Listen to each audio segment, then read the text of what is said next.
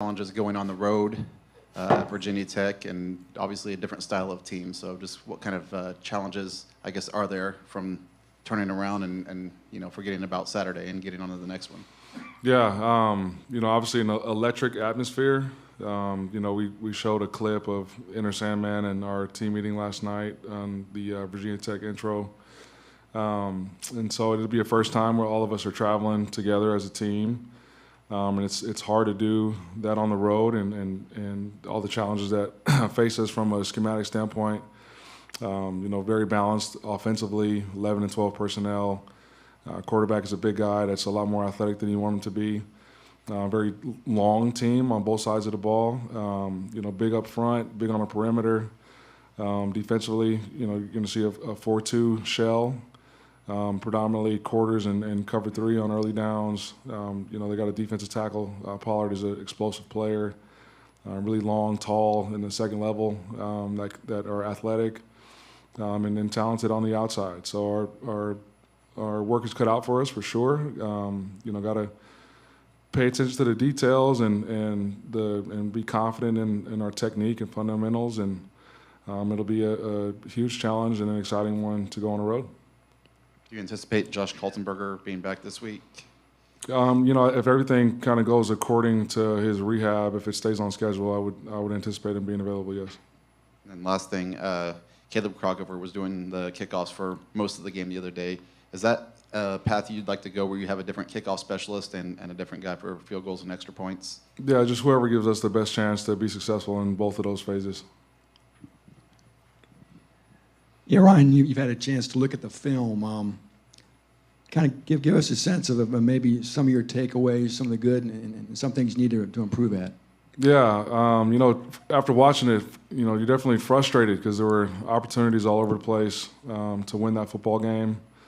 There were times where we played clean and were explosive on both sides of the ball. Defensively, it felt like it was, feast or famine. It was either, 3 and out, or it was, or they were scoring points, and a lot of that had to do with, our third down efficiency. You look at the game in its totality, and I think that kind of told the story. Obviously, time of possession was very heavily favored in Fresno State's direction, and that was because they were 11 of, I believe, 17 offensively getting third downs, and we were 2 of 12, and that.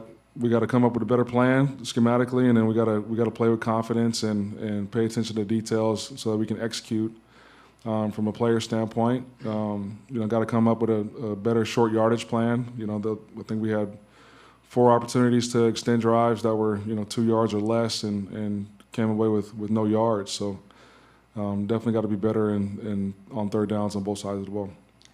Yeah, talk about the debut of Dylan Thieneman. Maybe the best defensive player on the field for you. Just your thoughts on the true freshman. Yeah, I was very, very pleased and excited for him, but wasn't surprised. That we've seen that style of play and that consistency from him since the springtime. And so, like I said before, the beautiful thing about football is that it doesn't matter how old you are. It doesn't care about what's happened prior to the game. It's all about the guys that are on the field, and he has deserved his spot on the roster and his spot on the depth chart. You just talk a little bit, too, about the depth at which he plays. It seems very unique, 15, 20 yards off the field. I'm sure that's always been part of your scheme, but can you talk about that a little bit? Yeah, it just allows you to stop explosives and be able to overlap on balls thrown down the field, which in theory allows you to be aggressive on short to intermediate throws, and I think that's one of the areas that we need to improve and trust, going into a game. But just, that depth allows them to see the quarterback, allows them to see things kind of folding in front of them, to be able to put them in a position to go make plays. How much stock do you put in a team making its most improvement from game 1 to game 2? Just typically, if historical trends continue, then you do see a huge jump from game 1 to game 2. I'm fully anticipating that to happen. Like I said, there were times where, things looked like they are supposed to look and look like how they've looked in practice and throughout fall camp. And so I'm fully confident that the consistency with which we need to play to win a game will start showing up more and more. You know, this team is obviously we're all new together, and we will continue to improve as the season goes. First game as a head coach, how do you think it went? I mean, we lost. You know what I mean? Obviously, the atmosphere at Ross-Ade is everything that you want it to be. Just the feelings of euphoria. We're all there, and we got to come away with wins. That's why we're here. That's not the standard and not the expectation to have opportunities to win. It's to win ball games. So very disappointed. You don't play that out to go that way in your mind, but you also can't overreact and panic. From one game. So that was a good opponent. You got to give Fresno State a lot of credit and that coaching staff a lot of credit. They've done a lot of things in that program to lead to success. And so when you make mistakes like we made, and can't extend drives or can't get off the field, it's hard to win. Any postscript on Hudson Card's performance now that you've had a chance to sort of digest it?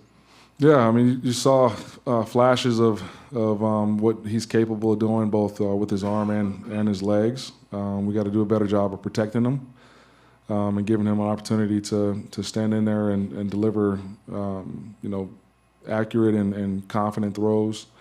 I thought we did a good job of catching the ball well. Still need to be more disciplined with splits and depths of some of our route concepts. But like I said, we had opportunities to win a game and played explosive at times, and we will definitely improve. Your pass rush was, talked about a lot over the offseason. Supposed to be one of your stronger units. Didn't look like they got a whole lot of pressure on the quarterback Saturday. What did you see there?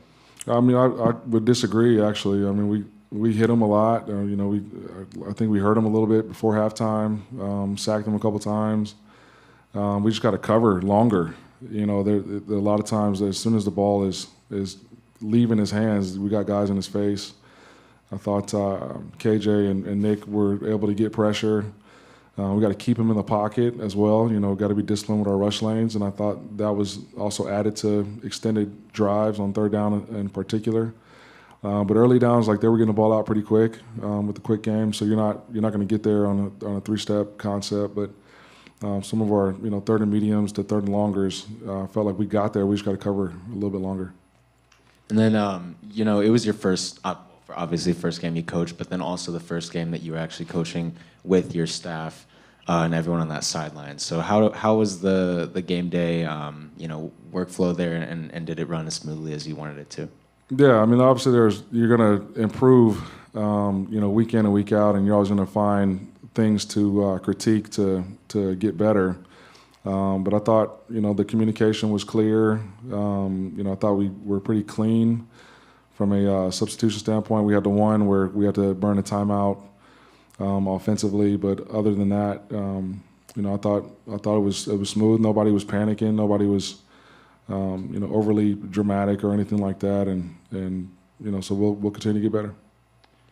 What's your philosophy? I mean, this is your first road trip. Do you like to leave later? I know you maybe leave later in the afternoon. Do you like to do walkthroughs? What will be your stamp on how you handle road games? Is it all dependent on the start time of the game? How do you handle? Yeah, a lot of will be dependent on what time the kickoff is. We'll do our walkthroughs there. We'll do meetings there. It's good to just get out, travel, get a lay of the land, get used to your surroundings, in order to put yourself in position to win a game on the road. Kept a pretty